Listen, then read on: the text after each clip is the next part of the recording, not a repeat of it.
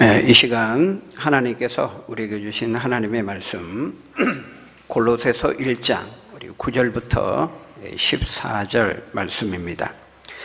신약성경 324쪽 골로새서 1장 9절부터 14절 말씀 우리 한 절씩 교독하겠습니다.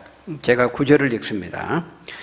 이로써 우리도 듣던 날부터 너희를 위하여 기도하기를 그치지 아니하고 구하노니 너희로 하여금 모든 신령한 지혜와 총명에 하나님의 뜻을 아는 것으로 채우게 하시고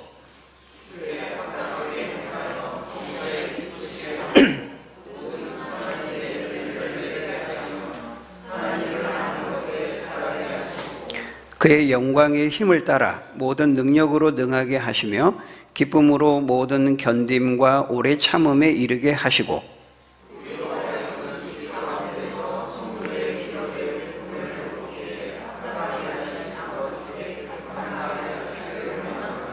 그가 우리를 흑암의 권세에서 건져내사 그의 사랑의 아들의 나라로 옮기셨으니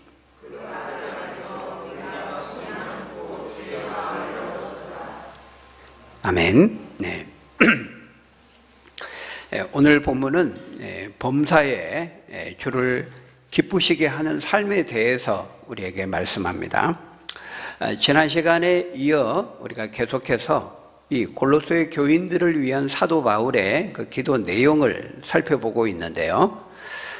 우리가 지난 시간에 봤죠. 9절과 그 10절에 보면은 사도 바울이 골로새 교회 성도들을 생각할 때마다 기도했었다 그랬는데 뭘 기도했었습니까? 크게 두 가지를 위해 기도했다고 말씀을 드렸습니다. 기억나시죠? 두 가지 크게. 첫 번째가 뭐였습니까? 거기 9절에서 말씀하는 것처럼 성령이 주시는 신령한 지혜와 총명을 통해서 하나님의 뜻을 알게 해달라는 것이었고요.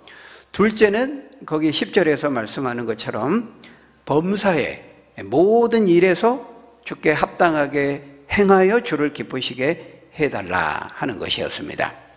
그러니까 첫째는 하나님을 아는 지식에 기반해서 나에게 주어진 모든 삶의 상황에서 하나님의 뜻을 알게 해달라 하는 것이었고, 둘째는 그 깨달아 알게 된 하나님의 뜻을 실천하고 행함으로써 주를 기쁘시게 하는 성도가 되게 해 주옵소서. 골로새 교회 성도들이 그런 성도들이 되게 해 주옵소서. 그렇게 기도했던 것입니다. 여러분, 바로 이 하나님의 뜻을 아는 것과 행하는 것, 하나님의 뜻을 분별하는 것과 실천하는 것, 이것은 매우 밀접한 관계를 가지고 있다고 했죠. 하나님의 뜻을 바르게 알 때에만 우리는 바르게 행할 수 있습니다. 그런 점에서 암도 중요하고 행하는 삶도 중요하지만 우선순위를 말한다면 아는 게 더 중요하다고 했습니다. 하나님을 아는 바른 지식과 바른 교리가 있을 때에만 바른 실천과 바른 신앙생활과 삶이 가능하기 때문이죠. 그래서 우리가 아는 것 그 전부를 항상 다 행할 수 있는 것은 아니지만 절대로 우리가 아는 것 그 이상의, 우리가 생각하고 마음에 품고 있는 그 이상의 행동을 하거나 삶을 살 수는 없다. 그렇게 말씀을 드렸습니다. 오늘은 그것에 이어서 거기 10절 중반절부터 14절까지를 살펴볼 텐데요. 바로 그 두 번째 큰 기도 제목에 대한, 그 기도 내용에 대한 구체적인 서술이 되겠습니다. 우리가 한글 성경으로 보면요, 거기 10절부터 그냥 쭉 기도 내용 뭐 하시고 이렇게 기도 내용들을 쭉 열거하는 것처럼 보이지만 사실은 거기 10절 중반절부터 12절까지는요 그 두 번째 기도 내용에 대해 보다 구체적으로 서술하고 있는 것입니다. 그러니까 주께 합당하게 행하여 기쁘시게 해달라고 기도하는 게 두 번째 기도 제목인데, 어떻게 행하는 것이 보다 구체적으로 주를 기쁘시게 하는 것인가, 그 구체적인 네 가지를 지금 말씀하고 있다는 거예요. 어떻게 우리가 구체적으로 행할 때 주를 기쁘시게 할 수 있는가? 두 번째 그 기도 내용에 대해서 구체적으로 4가지를 말하고 있는데요. 이 4가지가 전부 다 분사 형태로 되어 있습니다. 분사 형태로. 다시 말하면 분사형으로 이 주께 합당하게 행하여 범사에 기쁘시게 하고, 이 말씀을 지금 분사 형태로 꾸며주고 있다는 거예요. 여러분, 그 4가지가 뭡니까? 주께 합당하게 행하여 범사의 주를 기쁘시게 하기 위해서는 무엇이 필요하다는 거예요? 첫 번째, 거기 10절에 보니까 모든 선한 일에 열매를 맺는 것입니다. 그리고 두 번째는 계속해서 하나님을 아는 지식에서 자라가는 것입니다. 그리고 세 번째는 11절에서 말씀하는 것처럼 하나님이 공급하시는 그 능력을 힘입어서 모든 시련을 견디는 것입니다. 그리고 넷째는 12절에서 말씀하는 것처럼 빛 가운데서 성도의 기업을 얻게 하신 하나님 아버지께 감사하는 것입니다. 이 4가지가 분사형으로 되어 있어서 거기 10절 초반부에 있는 주께 합당하게 행하여 범사에 기쁘시게 하고, 이것을 꾸며주고 수식하고 있다는 거예요. 그러니까 여러분, 이 분사형의 의미를 조금 살려서 다시 좀 쉽게 번역을 한다면 이렇게 할 수 있을 거예요. 지금 바울이 골로새 교회 성도를 기도하잖아요. 그러니까 지금 이렇게 기도하는 겁니다. 하나님, 우리 골로새 교회 성도들이 모든 선한 일에 열매를 맺으면서, 또 하나님을 아는 지식에 자라가면서, 또 하나님이 공급하시는 그 능력으로 모든 시련을 견디면서, 또 성도의 그 기업을 주신 것에 감사하면서 주께 합당하게 행하게 해 주옵소서. 그래서 주를 기쁘시게 해 주옵소서. 이렇게 지금 기도하고 있다고 말할 수 있는 것입니다. 여러분, 결국 범사에 주를 기쁘시게 하기 위해서는 우리에게 무엇이 필요하다는 거예요? 다른 말로 하면 우리가 어떻게 행할 때 주님이 기뻐하신다는 것입니까? 첫 번째, 모든 선한 일에 우리가 열매를 맺을 때입니다. 우리가 열매를 맺도록 행동할 때, 그때 주님이 기뻐하신다라는 것입니다. 두 번째, 하나님을 아는 지식에서 자라갈 때, 그런 우리를 보시고 주님은 기뻐하시고, 세 번째, 하나님이 공급하시는 능력으로, 힘으로 모든 시련을 견디고 인내하고 참을 때, 그리고 넷째, 성도에게 주시는 기업을 인하여 우리가 감사할 때, 그렇게 감사하는 그 모습을 보면서 주님은 기뻐하신다는 거예요. 그리고 마지막 그 13절과 14절은요, 조금 이따가 다시 보겠습니다만은, 거기 마지막 12절에서 말씀하고 있는 4번째, 그 성도의 기업으로 인한 감사에 대한 보충 설명이 되겠습니다. 오늘 본문의 구조가 그렇게 되어 있어요. 자, 그러면은 우리가 이 4가지를 조금 더 구체적으로 살펴보도록 하겠습니다. 여러분, 먼저 우리는 선한 일에 열매를 맺어야 됩니다. 모든 선한 일에 열매를 맺을 때, 그때 주를 기쁘시게 한다. 그때 주님이 기뻐하신다. 이렇게 말씀하고 있어요. 여러분, 그런데 그러면 무엇이 선한 일일까요? 우리가 선한 일에 열매를 맺을 때, 다시 말하면 우리가 선한 일을 행할 때 이제 주님이 기쁘시게 한다 그랬는데, 뭐가 선한 일이죠? 뭐가 착한 일이죠? 약간 초상적으로 생각할 수 있는데, 아주 쉽게 말하면은 우리가 하나님 말씀대로 살 때예요. 하나님 말씀대로 행할 때, 하나님의 뜻을 행하며 그 뜻대로 살 때, 그때가 가장 선한 일이고 착한 일입니다. 그럴 때 주님은 기뻐하신다는 거예요. 다시 말하면은 우리가 하나님의 말씀과 뜻을 그냥 이론적으로, 지식적으로, 교리적으로 아는 것에 그치지 않고 그것을 실천할 때입니다. 실천과 행동으로 살아낼 때, 삶의 열매로 우리가 증거할 때, 그때 주님이 기뻐하신다는 거예요. 요한일서 3장 18절에 보면 뭐라고 말씀합니까? 자녀들아, 우리가 말과 혀로만 하지 말고 말과 행실과 행함과 진실함으로 하자. 행함과 진실함으로 우리가 행할 때, 그때 하나님께서 기뻐하신다는 거예요. 바울이 지금 골로새 교회 성도들이 말과 행실과 그 삶으로, 진실함으로 행하는 성도들이 되게 해 주옵소서. 그래서 주님을 기쁘시게 해 주옵소서, 그렇게 기도하고 있는 거예요. 여러분, 우리도 이렇게 기도할 수 있으면 좋겠어요. 하나님, 우리가 말만 잘하는 사람들 되지 않게 해주시고, 입만 살아있는 성도들 되지 않게 해주시고, 행함과 진실함으로 행하는 사람들이 되게 해 주옵소서. 그렇게 기도하기를 하나님은 원하신다는 거예요. 그 다음에 이제 두 번째, 거기 보니까 하나님을 아는 것에 자라게 하심으로 주를 기쁘게 해달라고 기도하고 있어요. 하나님을 아는 것에 자라게 해달라는 거예요.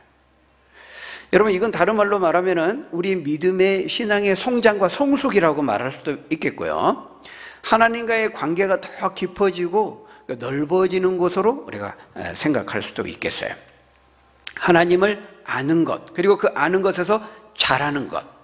여러분, 앞에 그 9절에 보면요, 9절에도 약간 비슷한 표현이 나왔죠.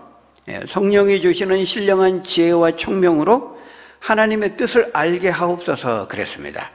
근데 여기 9절에서는 하나님의 뜻을 아는 것이고요, 오늘 우리 10절에서는 하나님을 아는 것이죠. 그리고 단순히 아는 것도 아니고 그 아는 것에서 자라게 해달라고 이제 기도하고 있습니다.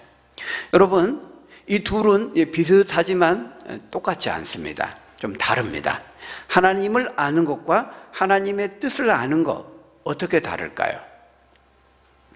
여러분, 이것은 굉장히 밀접하게 관련되어 있어요. 그죠? 하나님을 알수록 우리는 하나님의 뜻을 잘 알 수 있고, 하나님의 뜻을 알면 알수록 하나님이 어떤 분인지 하나님을 잘 알 수 있게 돼요.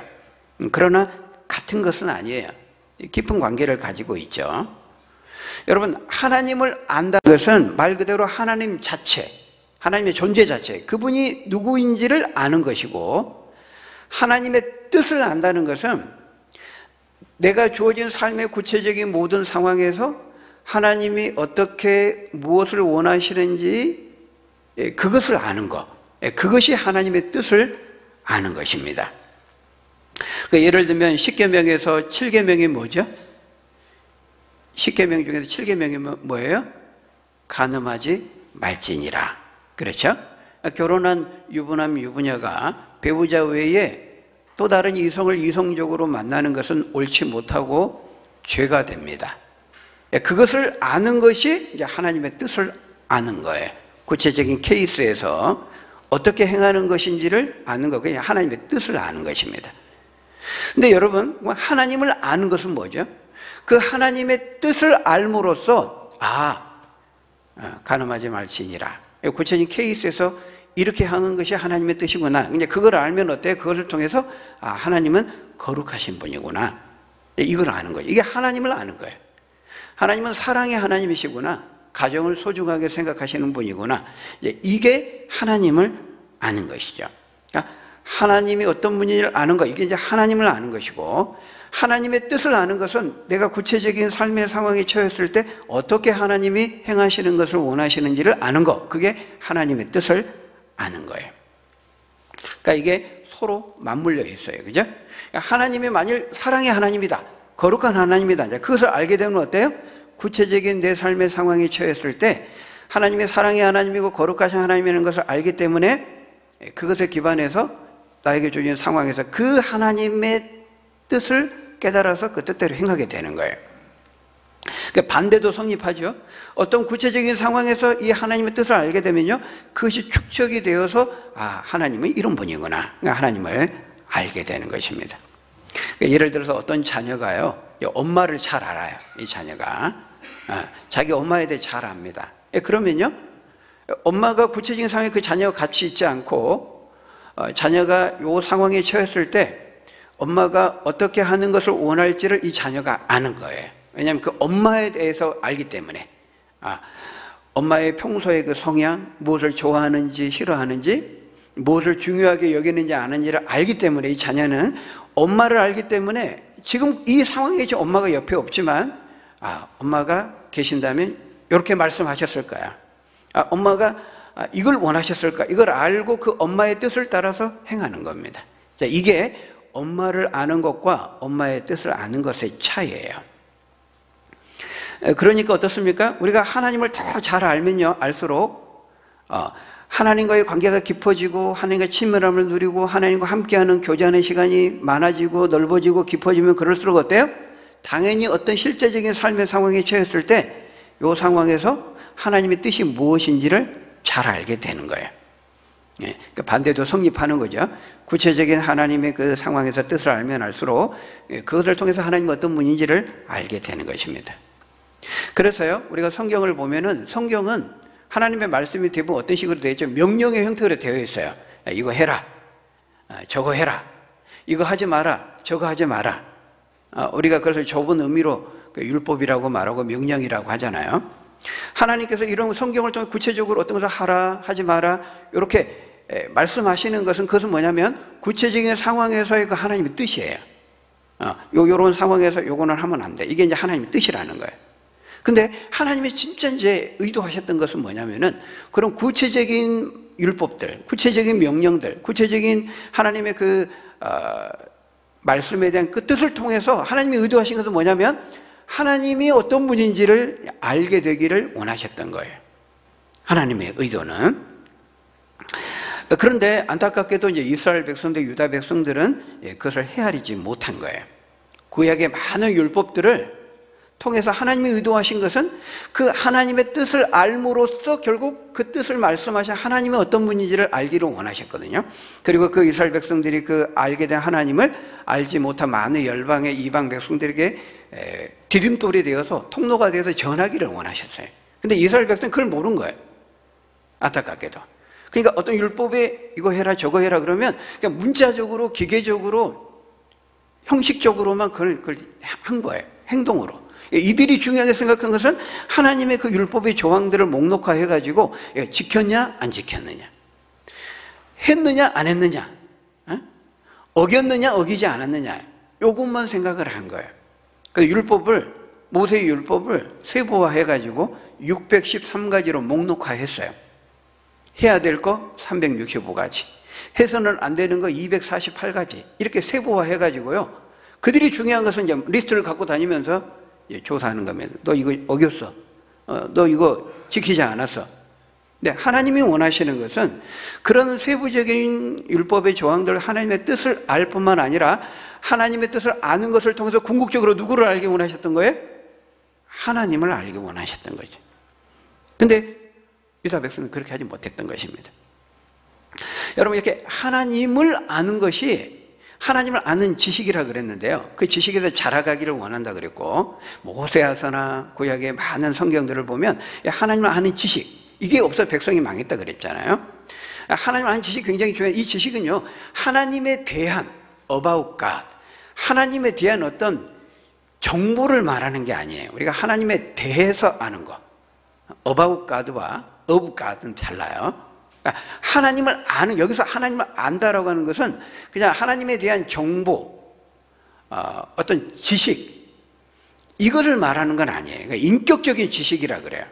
히브리어에서 야다가 알다라는 건데, 그 야다라는 알다라는 의미는 인격적인 알을 말해요. 여러분, 지식을 가지고 있고 정보에 대해서 아는 것하고 인격적으로 그것을 아는 것은 달라요. 인격적으로 안다, 조금 더 쉽게 말하면 뼈저리게 안다, 제 표현이에요. 뼈저리게 아는 거예요. 이번에 그 손흥민, 이강인 그 사건 아시죠? 우리나라 국가대표 선수. 이번에 이강인은 아주 그 사람의 대인관계에 대한 인격적인 지식을 갖게 됐을 거예요. 뼈저리게 알게 됐을 거예요. 그 전에도 대인관계, 사람과의 관계, 선후배 관계 뭐 중요하지, 이거 알고 있었어요. 그러니까 지식적으로 알고 있었던 거죠. 근데 이번에 그 뼈저린 경험을 통해 가지고 그는 이제 진짜 그것이 무엇인지를 제대로 알게 된 거예요.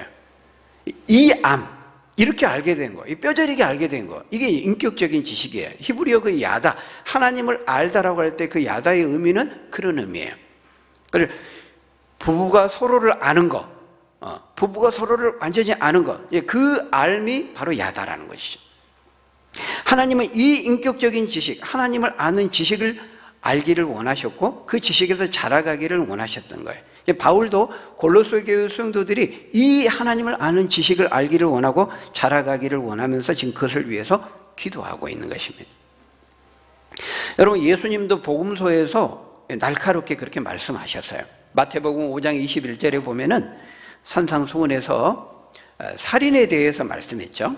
옛사람에게 말한 바, 옛 율법을 통해서 말한 바, 모세를 통해 말한 바 살인하지 말라. 십계명을 통해서도 말했죠.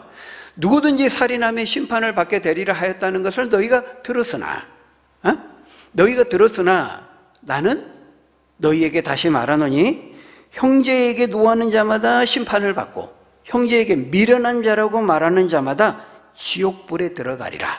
그렇게 주님 말씀하셨어요. 그러니까 살인하지 말라라고 하는 이 계명, 이 율법에 대해서 예수님이 말씀하시는데요, 유대인들은 어떻게 생각했죠? 육체적으로 그 사람을 죽이지만 않으면은 살인하지 말라 이 계명을 지킨 것으로 생각을 했어요. 근데 예수님은 그렇게 말씀하지 않고 형제에게 미련하다, 바보 같은 놈, 이렇게 말로도 사람을 죽일 수 있고 마음으로 어떤 형제를 무시하고 깔보고 미련하다고 말 이러면 그 형제를 죽이는 것과 똑같다고 예수님 말씀하신 거예요. 여러분, 얼핏 보면은 마치 예수님이 구약의 율법을 재해석하는 것처럼, 새롭게 해석하는 것처럼, 아니 구약과 좀 다르게 말하는 것처럼 보이죠. 그러나 그렇지 않습니다. 예수님이 지금 말씀하고자 하는 것은 뭐냐면은 원래 이것이 하나님의 의도였다는 거예요. 하나님이 원래 말씀하고자 하는 것이 바로 그거였다는 것입니다.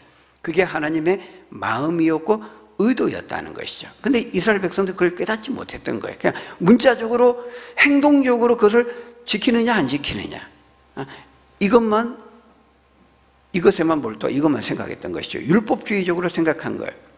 여러분, 마태복음 5장 27절에도 보면은 간음하지 말라, 십계명에 나오죠. 여기도 똑같이 말씀하신 거예요. 간음하지 말라 하였다는 것을 너희가 들었으나 나는 너희에게 말하노니 음욕을 품고 여자를 보는 자마다 이미 마음에 간음하였느니라. 이렇게 말씀하고 있어요. 이거 똑같은 말씀이에요. 구약의 율법으로는 실제 육체적으로 물리적으로 성적인 관계를 갖지만 않으면은 그 계명을 지키는 것이라 생각했던 유대인들에게 예수님은 하나님께서 그 계명을 말씀하셨을 때 그 본래의 의도를 지금 교훈하고 계신 거예요. 행동으로 육체적으로 기계적으로 그걸 어겼느냐 안 어겼느냐 지켰느냐 지켰느냐 그게 중요한 것이 아니고 그 구체적인 상황에서 하나님의 뜻을 아는 것에만 머무르는 것이 아니라 궁극적으로 그것을 말씀하신, 그 계명을 말씀하신 하나님의 진짜 의도, 그것을 아는 것, 그것을 통해서 하나님의 어떤 문제를 아는 것이 중요한데 그것에는 이스라엘 백성들이 무지했다는 거예요. 이게 실제로는 중요한데 하나님을 아는 것, 하나님의 어떤 문제를 아는 것, 이게 중요한데 이 하나님에 대해서는 이제 무지한 것입니다. 하나님을 아는 지식이 없는 거죠. 여러분, 축구 얘기를 좀 하면은, 여러분, 우리 손흥민과 지금은 이제 독일 미넨으로 이제 옮겼지만 해리 케인, 이 두 선수가요, 유럽 5대 리그에서 최고의 짝꿍이라고 현재 그 기록에 의하면 그렇게 돼 있어요. 그죠? 그 합작골이라고 하는데 최고의 듀오라고 하죠. 골을 넣도록 마지막 어시스트 해주고 또 그걸 받아가지고 골을 넣고, 이 두 사람이 합작해서 만들어낸 골이 다른 어떤 두 사람이 이렇게 만들어냈던 그 골보다 많다는 거예요. 47골, 7골. 유럽에서 지금 1등이에요, 현재까지. 이제 팀을 이제 옮겼기 때문에 같이 이제 합작하기는 어렵겠죠. 그러니까 골을 넣으려면은 마지막으로 이제 패스해 주는 거, 그걸 어시스트라 그러거든요. 도움 주는 거. 그러니까 골을 넣으려면은 누군가가 어시스트를 해줘야 되고 또 도움을 받아가지고 골을 넣잖아요. 그러면 이제 해리 케인이 손흥민한테 패스를 해줘서 손흥민이 골을 넣든지, 손흥민이가 해리 케인이 패스를 해줘서 해리 케인이 골을 넣든지, 이렇게 해가지고 만들어진 골이 47골인데요. 한 팀에서 두 선수가 만들어낸 합작골로는 지금까지는 모든 리그에서 1위예요. 앞으로 또 깨질지는 다른 사람이 깰지 모르지만. 근데 이 두 사람이 이제 오늘 인터뷰를 하게 됩니다. 기자가 물어요. 아니, 어떻게 그렇게 두 사람 호흡이 잘 맞고, 그래서 사람들이 농담으로 말하기를 전생에 두 분이 부부가 아니었나, 뭐 이런 농담도 하는데 그 말에 대해서 어떻게 생각합니까? 이 전생이라는 말은 성경적이지 않는 말이죠. 근데 사람들이 그렇게 말한다는 거예요. 그러니까 손흥민이 이렇게 같이 기자회견을 하면서 그렇게 말합니다. 우리는 토트넘 팀에서 같이 늘 한솥밥을 먹고 늘 친하고 운동장 밖에서도 사적으로도 너무 친하고 서로를 잘 알기 때문에, 그러니까 눈빛만 봐도 이리 패스해라 저리 패스 말하지 않아도 우리는 너무 그걸 잘 알아서 그렇게 주면 어시스트가 되고 넣으면 골이 되는 것 같습니다. 이렇게 이제 인터뷰하는 걸 제가 본 적이 있습니다. 네. 여러분 바로 그와 같은 거죠. 우리가 하나님을 안다는 것도 마찬가지입니다. 하나님을 알고 하나님 뜻을 아는 것은 뭐냐면 하나님과 우리가 깊은 친밀함을 누리고 하나님과 교제하는 시간이 많고 하나님의 말씀을 성경 말씀을 통해서 듣고 우리가 기도를 통해서 우리가 또 하나님께 대화하고 하나님과 함께하는 시간이 많고 친밀함을 누리고 그 관계가 깊어지면 깊어질수록 여러분 나의 주어진 구체적인 삶의 상황에서요 성경이 모든 삶의 상황에 대해서 일일이 다 직접적으로 언급하고 있지는 않아요. 그래도 직접 성경이 우리의 삶의 상황에 다 언급하지 않아도 우리는 아는 거예요. 하나님의 뜻을. 성경이 어떤 경우는 직접적으로 말씀하는 게 있고 동성애는 죄다 이렇게 직접적으로 말씀하는 게 있고 또 뭐 다른 일반 세세한 경우에 대해서 하나님이 다 말씀하지는 않아요. 컴퓨터 게임은 해야 되느냐 말아야 되느냐 이런 거 성경이 일일이 말씀하지는 않는데 하나님을 알면은 내가 주어진 상황에서 어떻게 행해야 될 하나님의 뜻을 아는 거예요. 하나님 눈빛만 봐도 알게 되는 것이죠. 지금 바울은 골로새 교회 성도들이 그렇게 되기를 원하는 거예요. 하나님을 아는 지식을 알고 그 지식에서 자라기를 원하는 것이죠. 그래서 우리가 하나님이 사랑의 하나님이고 공의의 하나님이고 자비와 긍휼이 풍성하신 분이고 신실하신 분이고 또 공의로우시고 어미하신 분이다.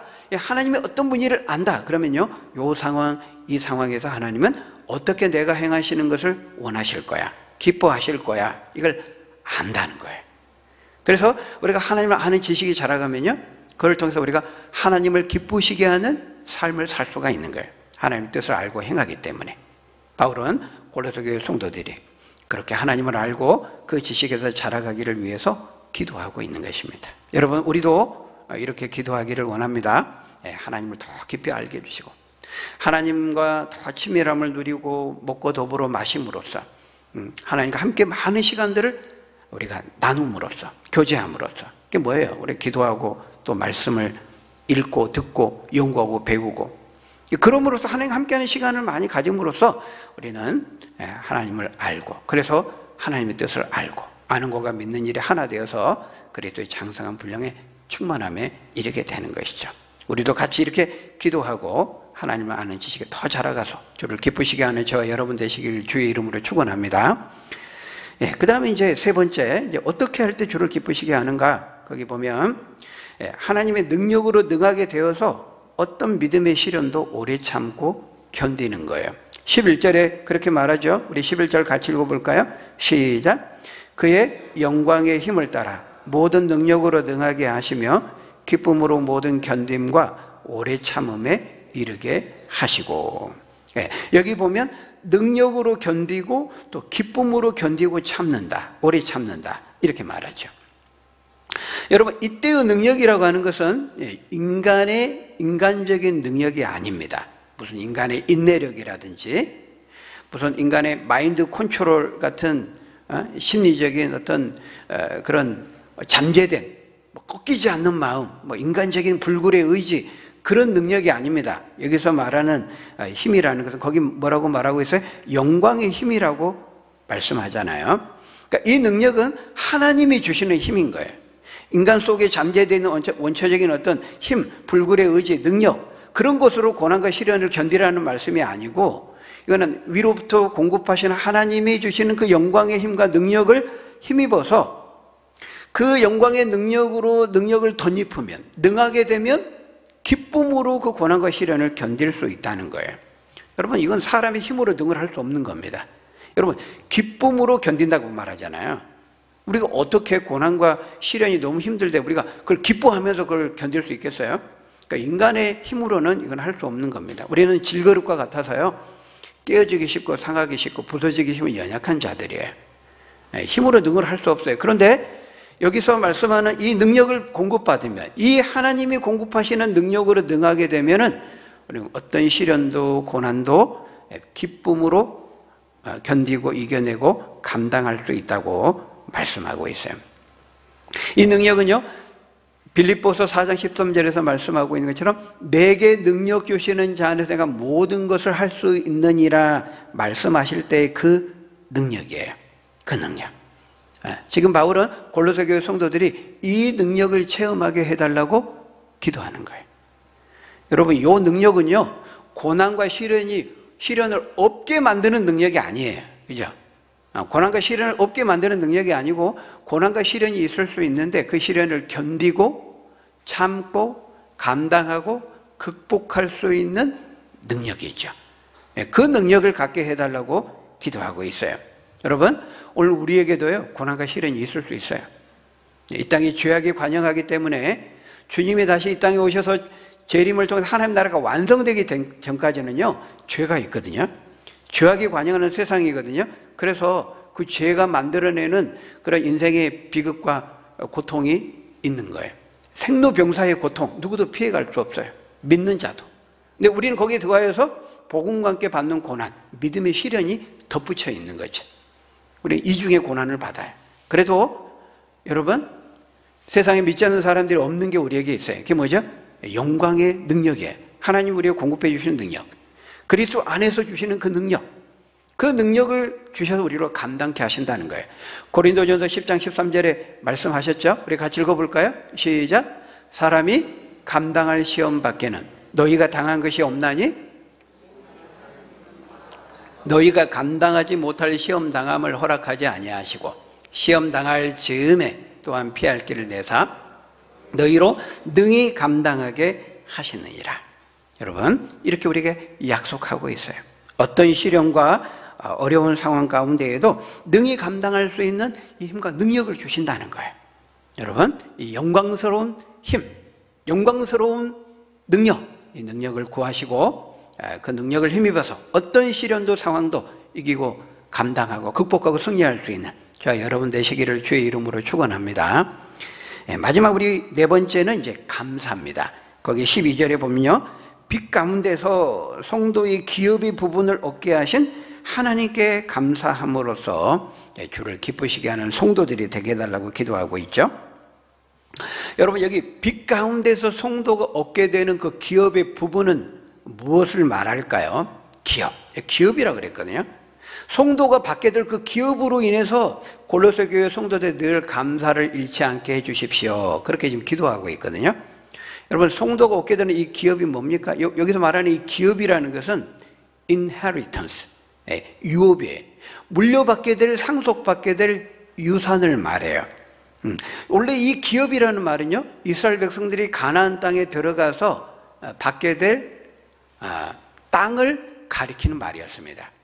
하나님께서 아브라함과 언약을 맺을 때요, 아브라함이 그렇게 말씀하셨어요. 너와 내 자손에게 내가 기업을 줄 것이다, 유업을 줄 것이다. 그때의 기업은 장차 약속의 땅 가나안에 들어가서 얻게 될 땅을 가리키는 말이었죠. 그 기업. 그러니까 아브라함의 자손들이 아직은 받지 않았지만은 가나안 땅에 들어가서 얻게 될 기업을 약속하신 거예요. 이제 그거는 이제 이스라엘 백성들에게는 보이는 기업이에요. 땅. 근데 영적인 이스라엘인, 신약의 백성인 영적인 이스라엘인 예수 믿는 성도들, 우리에게도 약속된 기업이 있다는 거예요. 성도가 받게 될 기업이 있다는 것입니다. 물려받게 될, 상속받게 될 유산이 있다는 거예요. 여러분, 그게 뭐죠? 그게 바로 구원이라는 것입니다. 구원. 장차 이제 이 구원은 뭐예요? 보이지 않는 기업이죠. 장차 하나님 나라에 들어가서 누리게 될 영원한 생명, 바로 영생을 말하는 것입니다. 그것을 지금 어떻게 표현하고 있어요? 성도가 빛 가운데서 물려받게 될 기업을 13절과 14절에서 구체적으로 어떻게 표현하고 있습니까? 13절, 14절 우리 같이 읽고 마치겠습니다. 13절, 14절 시작. 그가 우리를 흑암의 권세에서 건져내사 그의 사랑의 아들의 나라로 옮기셨으니 그 아들 안에서 우리가 속량 곧 죄사함을 얻었도다. 그 12절에 대한 보충 설명이거든요. 13절, 14절은. 근데 12절에서는 빛 가운데서 그랬는데 여기서는 흑암의 권세에서 그렇게 말하고 있죠. 서로 대조시키고 있는 겁니다. 그러니까 원래 우리가 흑암의 권세에 매여 있고 묶여 있었다는 거예요. 매여 있고 묶여 있던 우리들을 흑암의 권세에서 건져내셔서 구출해 내셔서 옮기셨다는 거예요. 어디로? 빛 가운데로. 빛의 나라, 사랑의 아들의 나라. 그게 어디입니까? 천국이죠. 그 하나님 나라로 우리를 옮기셨다는 거예요. 빛의 나라로. 어둠 속에서. 여러분, 빛은 뭘 상징하죠? 자유를 상징하고 또 생명을 상징해요. 쇠사슬로 결박되어 있는 감옥은 어때요? 어둡죠. 캄캄하죠.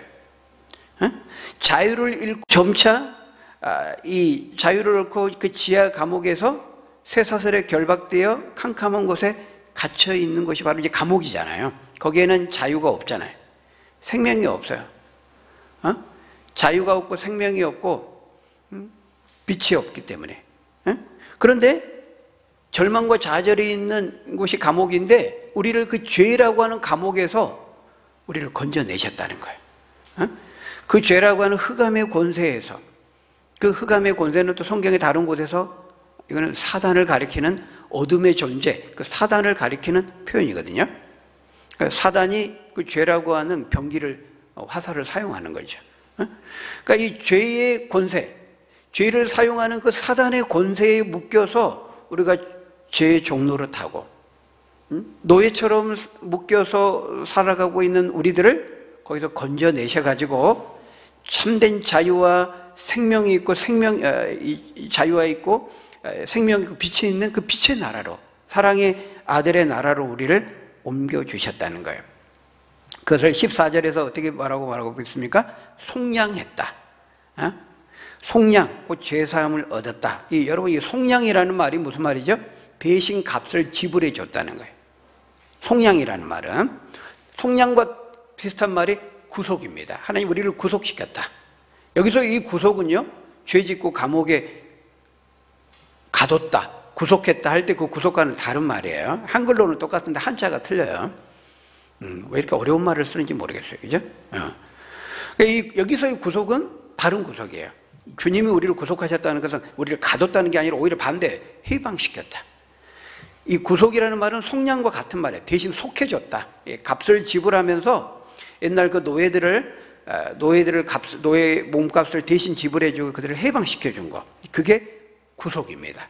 그게 속량입니다. 근데 우리를 어디 안에서 속량해 주셨다는 거예요? 거기 보니까 그 아들 안에서 우리를 속량해 주셨다. 이렇게 말하고 있어요. 그 말은 아들이신 예수님께서 십자가에 피 흘려 죽으심으로써 대신 그 핏값을 대신 지불해 줌으로써 그게 속량이거든요. 그게 구속이거든요. 예수님이 우리를 대신 핏값을 지불해 주심으로, 죽으심으로, 값을 지불해 주심으로 우리를 어둠의 권세에서, 죄의 권세에서, 사단의 결박에서 우리를 풀어내셔서 빛의 나라로, 자유가 있는, 생명이 있는 빛의 나라로 우리를 옮겨주셨다고 말하고 있어요. 바울은 하나님께서 예수 그리스도를 통해서 골로새 교회 성도들이 행하신 이 놀라운 일을 그들이 알므로써 하나님께 진정으로 감사하게 되기를 기도하고 있는 거예요. 왜? 우리가 이 속량의 은혜, 구속의 은혜를 알면서 우리를 자유케 하시고 참된 구원의 생명을 주신 하나님의 은혜에 대해서 정말 감사함으로 하나님을 찬양할 때 주님은 그것을 기뻐하시기 때문입니다. 우리가 주님을 찬양하는 것이 뭐예요? 예배잖아요. 찬양하는 거. 우리가 찬양하고 예배할 때 하나님이 기뻐하세요. 그래서 바울은 범사의 주를 기쁘시게 하는 삶의 네 번째로 속량하시는 그 구원의 은혜, 그들이 잘 알고 감사함으로써 하나님을 찬양함으로써 주를 기쁘시게 해달라고 기도하고 있는 것입니다. 여러분, 바라기는 저와 여러분들도 이 구속의 은혜, 그 은혜를 우리가 알고 찬양이 끊기지 않기를 원합니다. 우리의 삶의 모든 영역에서, 범사에서 선한 일에 열매를 맺으시고 하나님을 아는 지식에도 더 깊이 자라가시고 하나님 주신 영광의 능력을 힘입어서 어떤 어려움, 시련의 상황에서도 그 능력으로 이기시고 견디시고 또 범사에 감사해서 하나님의 그 구속 은혜를 높이 찬양하고 증거하고 알지 못하는 사람들이 전할 수 있는 저와 여러분들이 다 되시기를 예수님의 이름으로 간절히 축원합니다. 우리 기도하겠습니다. 아버지 하나님, 사도 바울이 골로새 교회 성도들이 범사에 주께 합당하게 행하여 주를 기쁘시게 하는 삶에 대해서 기도한 것을 우리가 살펴보았습니다. 우리도 아버지 하나님 이 삶을 위해서 기도하기를 원합니다. 모든 선한 일에 우리가 하나님의 뜻을 알 뿐만 아니라 실천하고 행함으로써 선한 열매로 증거하게 하시고 하나님을 더 깊이 아는 지식에서 점점 자라가게 하시고 하나님의 신 영광의 그 능력을 힘입어서 어떤 삶의 상황에도 흔들리지 않고 위축되지 않고 그 시련들을 이기고 견디고 주님 다시 오실 때까지 이기며 승리하며 또 찬양하고 감사하며 우리가 나아가는 우리들이 될 수 있도록 하나님 함께 하시고 그 은혜와 능력을 힘입어서 범사에 늘 감사하며 또 주님을 알지 못하는 사람들에게 증거할 수 있는 우리 모두가 될 수 있도록 하나님 축복해 주옵소서. 예수님 이름으로 기도합나이다. 아멘.